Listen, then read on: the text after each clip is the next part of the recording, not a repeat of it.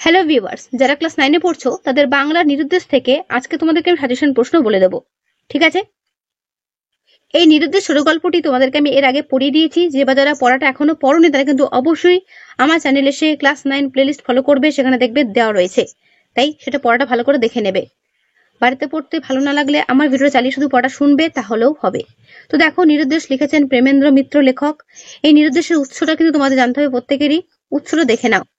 দেখো, বলছে প্রেমেন্দ্র মিত্রের লেখা নিরুদ্দেশ ছোট গল্পটি 1947 খ্রিস্টাব্দে প্রকাশিত সামনে চড়াই গল্প সংকলনের প্রথম প্রকাশিত হয়। ঠিক আছে, এখানে উৎস বলে কিছু নেই, শুধু কোন গল্প সংকলনে প্রকাশিত হয় সেটা এখানে দেওয়া রয়েছে। প্রথম প্রশ্ন, দিনটা ভারী বিশ্রী। দিনটা বিশ্রী কেন? উত্তর দেখে নাও। শীতের দিন হলেও বাদলার কারণে আকাশ মেঘাচ্ছন্ন এবং পৃথিবী ম্লান হয়ে উঠেছে, তাই দিনটা এত বিশ্রী। এর পরের প্রশ্ন, একটা আশ্চর্য ব্যাপার দেখেছো? আশ্চর্য ব্যাপারটা কি ছিল? দেখে নাও উত্তর। আশ্চর্য ব্যাপারটি ছিল খবরের কাগজে একসঙ্গে 7-7টা নিরুদ্দেশের বিজ্ঞাপন বেরোনো। তারপরে প্রশ্ন, এই অশান্তির চেয়ে বনবাস ভালো, কথা বলে বাবা কি করে? দেখে নাও। এই অশান্তির চেয়ে বনবাস ভালো কথা বলে বাবা খবরের কাগজের অফিসে যান। তোমাদের কিন্তু অনেকেই হয়তো প্রশ্নগুলো ভালো লাগবে না বা পড়ে হয়তো কিছু বুঝবে না, তাদেরকে বারবার করে বলবো এই নিরুদ্দেশ গল্পটা পড়ে নিতে। গল্পটার মানেটা বা গল্পটা যদি না বুঝতে পারো, এই প্রশ্ন পড়া না পড়া সমান দাঁড়াবে। তাই প্রত্যেককে বলবো আমার চ্যানেলে এসে ক্লাস 9 প্লেলিস্ট ফলো করবে, সেখানে বাংলার এই নিরুদ্দেশ গল্পটা খুব সুন্দর করে পড়িয়ে দেওয়া আছে। যদি না পড়তে ভালো লাগে অবশ্যই কিন্তু শুনে নিও একবার, ঠিক আছে? তাহলে দেখবে এই প্রশ্নগুলো তোমাদের কোনো ব্যাপারই না। মুখস্থ তো অনেকটা দূর, মানে প্রত্যেকটা আনসার তোমরাই বলে দিতে পারবে। তাই বারবার করে বলছি, ভালো করে পড়াটা পড়ে নিও আগে। খবরের কাগজে বিজ্ঞাপন প্রকাশের আগে কি ঘটনা ঘটল?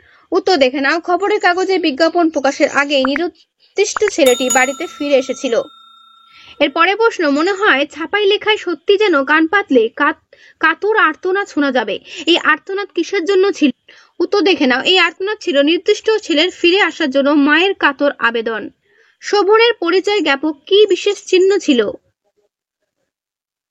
উত্তর দেখে নাও। শোভনের পরিচয় জ্ঞাপক বিশেষ চিহ্ন হিসেবে তার ঘাড়ের দিকে ডান কানের কাছে ছিল একটি বড় জরুল। ঠিক আছে, এরপরে প্রশ্ন, হঠাৎ করে বিজ্ঞাপন বন্ধ হওয়ার কারণ কি ছিল?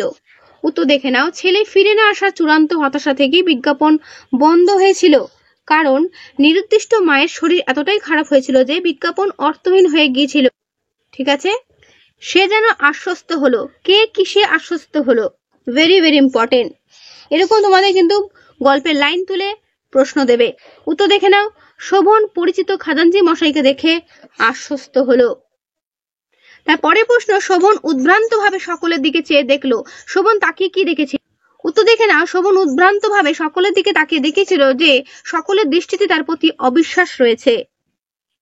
ঠিক আছে, এরপরে প্রশ্ন, শোভনের কিভাবে মৃত্যু হয়েছে বলে ন্যায়মশাই জানিয়েছিল?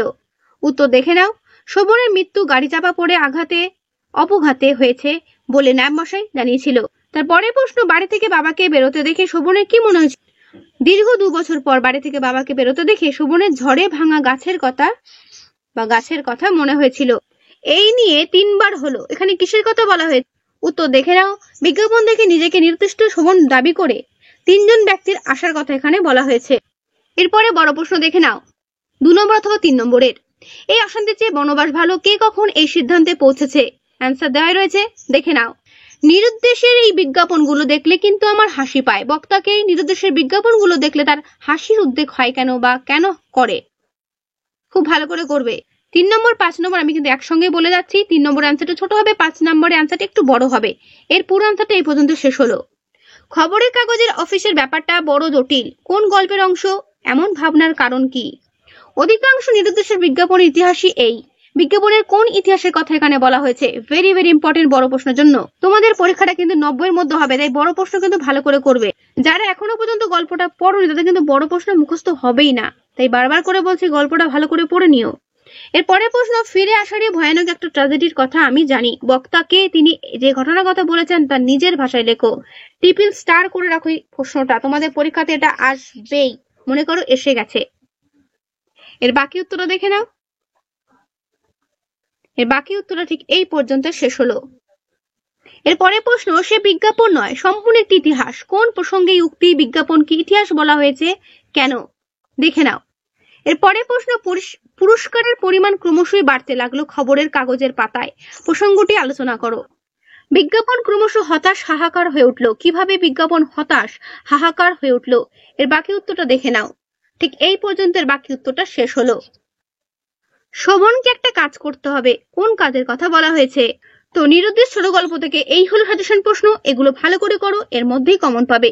ওকে, তো আজকের ভিডিওটা এখানেই আমি শেষ করছি। কেমন লাগলো অবশ্যই কমেন্টে জানিও, ভালো লাগলে লাইক করো ও অবশ্যই বন্ধুদের কাছে শেয়ার করে দিও। তো আজকে এখানেই, দেখা হবে নেক্সট ভিডিওতে। ভালো থেকো সবাই।